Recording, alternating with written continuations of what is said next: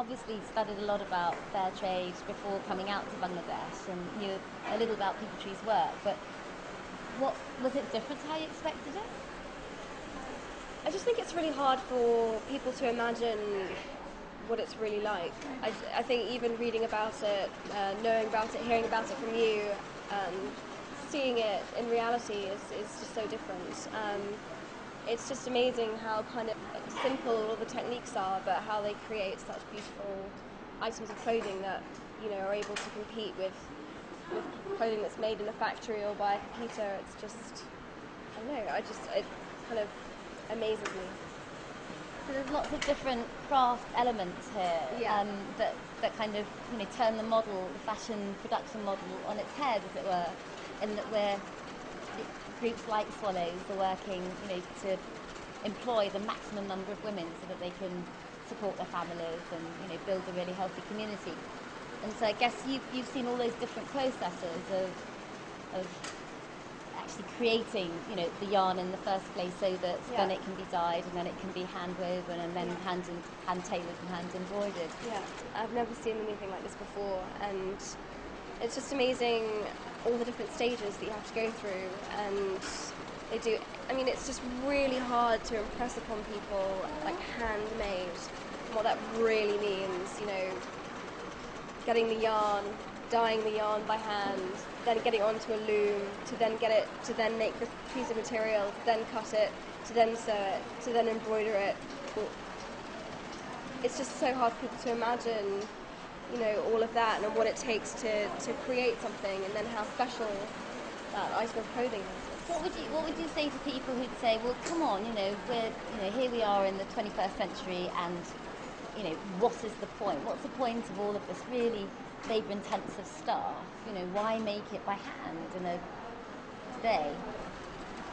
Because I went to the slums in Dhaka and I saw what the conditions are for people who work in these factories and buy this different model, and it's just horrible.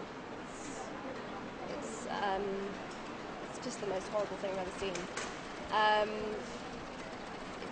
don't know, I just don't think that's a sustainable business model or way to carry on working with the developing world. And that income to make these garments is I don't know what you said, the GDP for Bangladesh in terms of the garments it makes, it's just huge. It's like 70 or 80% of what that country earns. And so, making it in a sustainable way that will just give them, some kind of a decent life is just definitely the way forward, really. The girl who showed me how to use the sewing machine is 18 years old. She's 2 years younger than I am. And that kind of, I don't know, that really hit it home for me. I was like, she's younger than I am, and she said she was studying as well as earning a living here, and trying to make a life for herself out of so little opportunities. It's kind of amazing. I can imagine actually having a room, or a production centre like this, and coming to work every day, and having my children in a nice daycare centre, and then going off to school. Whereas I really, really can't imagine how I would have, the mental ability and strength to actually go into a factory from the slum every day and have my children living, 600 miles away. We interviewed that woman living in a slum in Dhaka, and she was just very honest about the fact that there just wasn't any hope for her. There is no hope for people living in those kind of conditions and being paid that kind of a wage. There is no way out of that kind of poverty. And I don't know, just seeing this is just such a relief. I have to say, that's the word to describe arriving at Swallows and seeing what it's like here, because if I'd had to continue in the kind of conditions that we were in Dhaka, I don't know if I would have been able to have done it, even just to be here for a few days. It was really hard. So coming here and seeing, oh my God, thank God there's an alternative. Thank God, you know, that they're living, I mean, it's so modest, but at least it's clean, and at least, you know, they have a community and their families are together, and they seem to love what they're doing, and they're proud of what they're doing, and they're empowered, and they're learning, and they can send their children to school, and they can help their own way out of their country's poverty. You know, you've come out here. You're 20. You know, obviously your friends are, you know, at different levels of awareness. What kind of message do you want to bring back to them, and to the general public? I mean, to people your age, to try to, I don't know. I mean, you can't bring everyone here, can you? No, what would you do? How would you? I was talking about it yesterday. Like, I don't know how to impress upon people or get them to understand.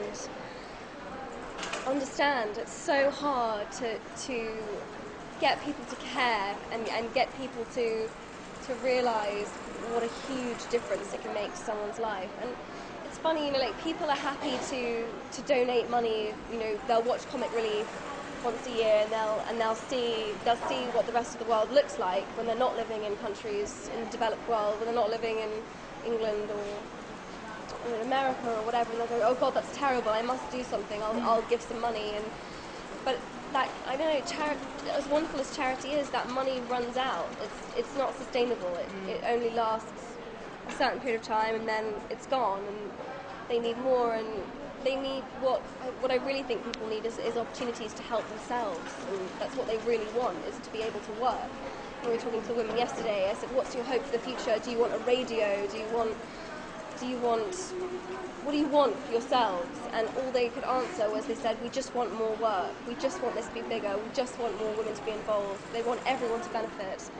And I just thought that was incredible, that, you know, they all want to help themselves, and they're so proud of their country, and so proud to be Bangladeshi, and they're so proud of what they're able to do and make and what they've learned, and it just needs to get bigger. And so for it to get bigger, what needs to happen then is for people to, every time they buy something, to buy it in a way that's, you know, if people have the opportunity, if you see something fair trade, buy it.